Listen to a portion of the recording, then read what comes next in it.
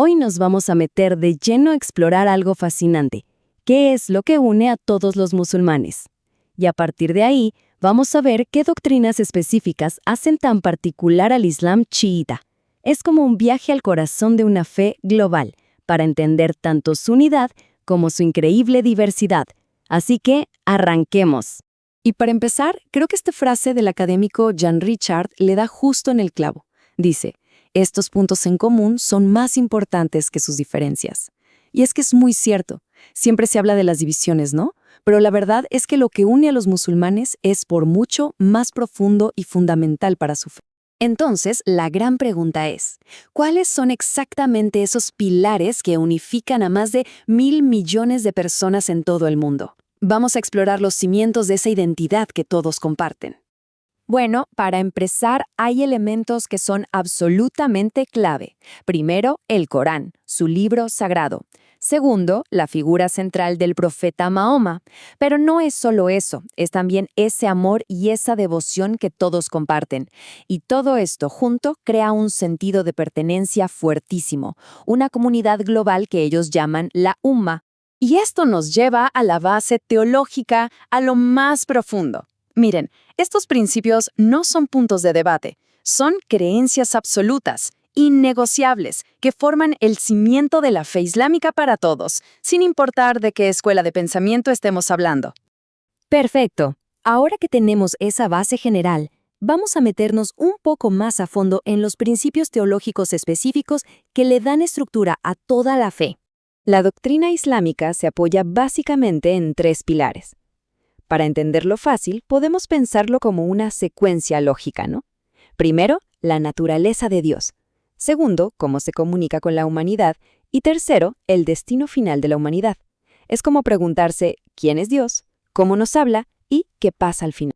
El primer principio, el Tauhid, es el más importante de todos. Es el corazón del Islam. Significa que Dios, Allah, es uno, absolutamente uno. No tiene socios, no tiene hijos, nada de eso. Es el creador de todo, omnipotente, omnisciente, es el monoteísmo en su estado más puro. Después tenemos la profecía, la nubúa. La idea acá es que un Dios justo y sabio no iba a dejar a la humanidad a la deriva, ¿verdad? Entonces la creencia es que envió profetas, mensajeros, a todas las culturas a lo largo de la historia. ¿Para qué? Para dar una guía, para complementar nuestra propia razón con la revelación divina. Y esto es súper interesante, porque acá se ve cómo todo está conectado. El Islam no empieza de cero, reconoce y venera a profetas que nos suenan muy familiares de las tradiciones judía y cristiana. Adán, Noé, Abraham, Moisés, hasta Jesús. A Mahoma se lo ve como el último de esa larguísima cadena, el que trae el mensaje final, el sello de los profetas, le dicen. Y llegamos al tercer pilar, el Ma'ad, la resurrección. Básicamente, la idea es que esta vida que vivimos no es el final del camino, no, para nada. La creencia es que va a haber un día, al final de los tiempos, en que todos seremos resucitados para enfrentar un juicio divino, donde rendiremos cuentas por nuestros actos y nuestras creencias. Ok, perfecto. Ya tenemos bien clara la base que comparten todos los musulmanes.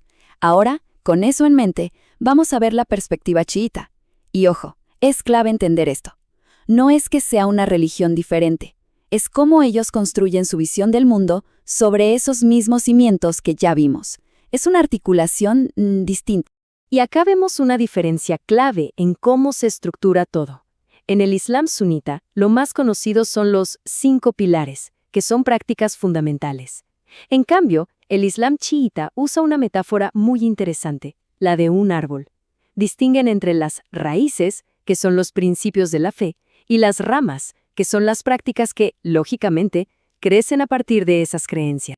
Entonces, si nos metemos en las raíces de la religión chiita, vamos a encontrar los 3 principios que ya vimos, pero le suman 2 más que son súper importantes para ellos, el adl, o sea, la justicia divina, y el imamag, el liderazgo divino. Y son estos 2 los que realmente marcan una diferencia central en su teología. Bien, ahora sí, vamos a meternos de lleno con el imamato, porque si hay una doctrina que define y distingue al pensamiento chiita, es esta, es fundamental. Y todo parte de una pregunta que es crucial. Si Mahoma fue el último profeta, si la revelación divina se cerró con él, entonces, ¿qué pasa después? ¿Quién guía a la comunidad? ¿Cómo nos aseguramos de que la fe se interprete bien y no se corrompa con el tiempo? Es una pregunta enorme. Bueno, la respuesta chiita a esa pregunta es el imamado, la creencia en una línea continua de líderes divinos después del profeta. Ojo, no son profetas nuevos, son guías, designados por Dios mismo para interpretar y proteger la fe. Son los guardianes de la religión para cada generación.